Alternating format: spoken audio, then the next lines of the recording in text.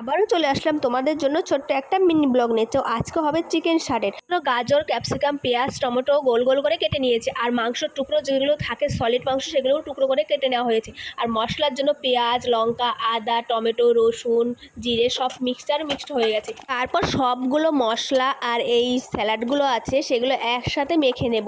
তার সাথে একটু টক দই দেবো, একটু চিলি সস দেবো, একটু সয়া সস দেবো, একটু লবণ দেবো, একটু হলুদ দেবো, একটু তেল দেবো, দিয়ে ভালোভাবে আর একটু গোলমরিচ ভালোভাবে মেখে 5 মিনিট রেখে দেবো।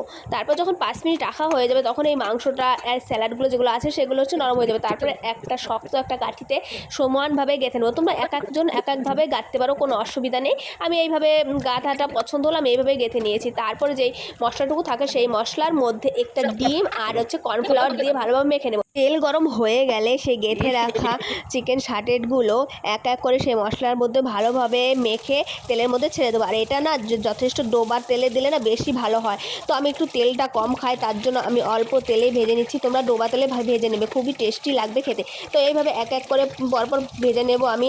তো আমার ভাজা কমপ্লিট হয়ে গেছে। দু সাইডে যখন ভাজা ভাজা হয়ে যাবে তখন ভাববে এটা ভাজা কমপ্লিট, দেখো আমারটা হয়ে গেছে। তো এবার নামিয়ে রাখবো আমি। তো নামানোর পর দেখো কত সুন্দর লাগছে দেখতে, একদম রেস্টুরেন্টের মতন লাগছে চিকেন শার্টের। তো তোমাদের কেমন লাগলো অবশ্যই আমাকে কমেন্ট করে জানিও। কিন্তু আমি খেয়ে দেখেছি, আমার তো খুবই টেস্টি লেগেছে। তো এরপর একটু হালকা সস দিয়ে নেবে, তো আরও বেশি টেস্টি লাগবে। Tata, by.